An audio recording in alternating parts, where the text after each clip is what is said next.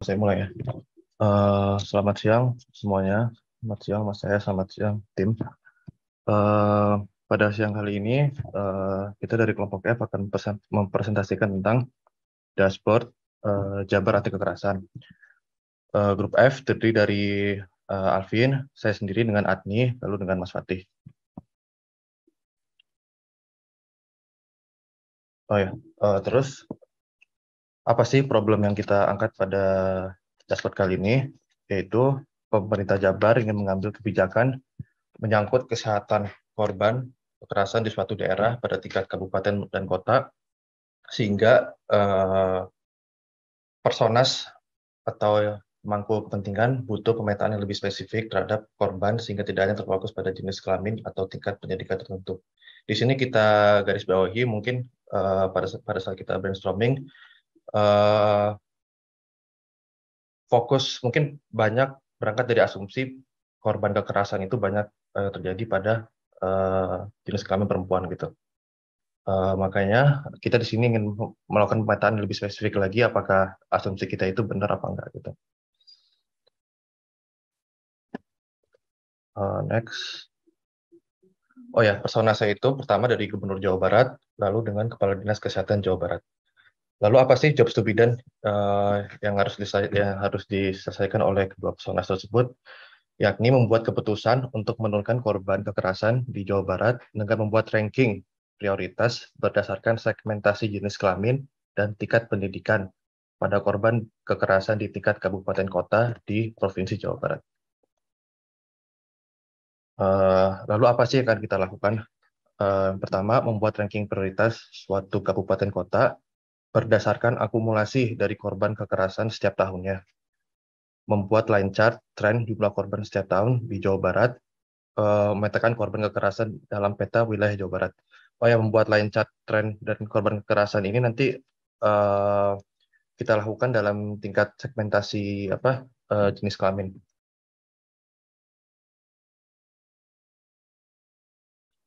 Terus user flow-nya itu pertama dari dashboard kita tampilkan line chart korban kekerasan tiap tahun, lalu mapping wilayah korban tingkat kabupaten dan kota di Jawa Barat, terus pemetaan secara lebih spesifik dengan wilayah dengan masing-masing wilayahnya. Lalu kita juga membuat ranking prioritas dari nilai akumulasi, lalu tujuannya untuk prioritaskan daerah pengambilan kebijakannya.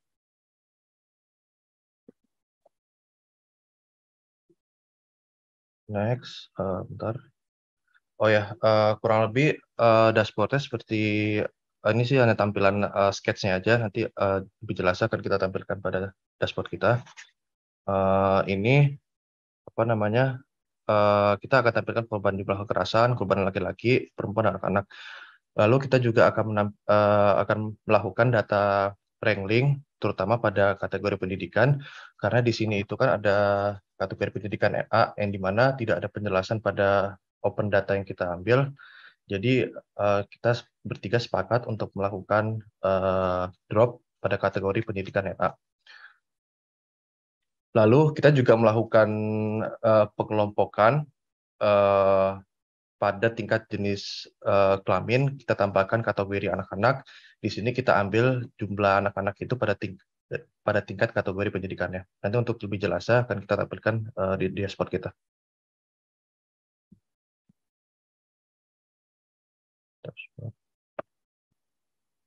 Dashboardnya sudah terlihat belum ya? Sudah, Kak. Oke. Ini dashboard kita. Pertama kita tampilkan jumlah korban tiap tahunnya dari tahun 2018 sampai 2021. Di sini kita melihat tren peningkatan korban yang cenderung meningkat dari tahun 2018 sampai tahun 2021. Lalu di sini kita juga tampilkan jumlah tren dari masing-masing gender, dari korban laki-laki dan korban perempuan. Di sini kita lihat walaupun masih cukup tinggi dari tingkat masing-masing korban, namun dari korban laki-laki semenjak dari tahun 2020 hingga 2021 mengalami penurunan. Sedangkan untuk korban perempuan cukup konsisten mengalami peningkatan setiap tahunnya. Nah, untuk korban anak-anak ini yang seperti yang tadi saya jelaskan sebelumnya, kita ambil datanya ini dari kategori pendidikan di dataset kita. Lalu pada mapping di sini eh, kita ambil pertama dari top 5 kabupaten kotanya, lalu dari tingkat pendidikannya. Oh ya, untuk mappingnya ini eh, kita hanya dapat melihat korban akumulasi tiap tahunnya dari tahun 2018 hingga 2021 berdasarkan tingkat kabupaten kotanya. Lalu eh, pada skala prioritas di sini dari top 5 kabupaten kotanya dapat kita ketahui ternyata dari 5 tertinggi itu di Kota Depok, Kabupaten Sukabumi, Kota Bandung, Kabupaten Bandung, dan Kabupaten Cirebon. Di sini kita juga dapat lihat persebaran dari masing-masing gendernya. Lalu di sebelah kanan, yakni tingkat pendidikannya ternyata selama 5 tahun terakhir itu, dari tahun 2018 hingga 2021, korban-korban kekerasan itu didominasi oleh tingkat pendidikan SMP atau SLTA, SMA atau SLTA gitu. Dan tentunya seperti yang tadi sudah dijelaskan di atas, korban kekerasan itu banyak dialami oleh perempuan. Mungkin itu yang dapat saya sampaikan, kami sampaikan. Mungkin ada pertanyaan dari teman-teman sekalian. Ya, Terima kasih. dipersilakan untuk tim yang lain. Mungkin ada yang mau ditanyakan dulu. Atau ada komentar, saran-saran, itu dipersilahkan. Atau dari kakak yang sudah presentasi juga nggak apa-apa, dipersilakan untuk menanyakan.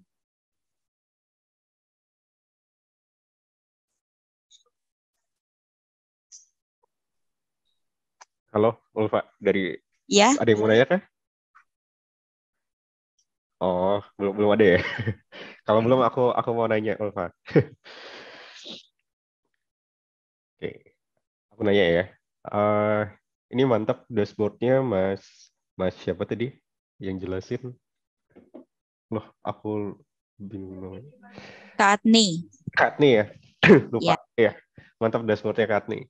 Ini aku ingin tanya Katni, kalau di sini boleh nggak ceritain gimana sih si pemangku kebijakan itu mengambil suatu keputusan terkait dengan tingkat kekerasan dan membuat suatu action gitu berdasarkan dashboard yang sudah Kak Atni dan teman-teman buat gitu.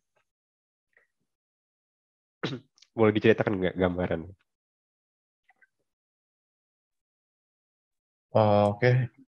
Di sini mungkin Mas Alvin atau Mas Fatih mau bantu jawab atau gimana? Oke, kayaknya aku bantu jawab ya. Boleh, Oke, boleh. Coba boleh. disimulasikan gimana gambarannya sih nanti.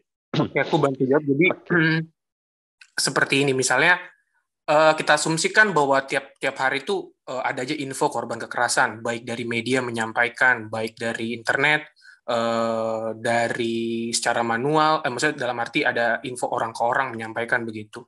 Nah, informasi yang banyak ini, baik juga data yang ditampilkan di Gubernur Jawa Barat, mereka yang mengambil kebijakan. Misalnya contoh kebijakannya, setiap korban jelas kebijakannya berbeda. Misal, kalau terjadi korban perempuan, apa kebijakan yang perlu kita lakukan?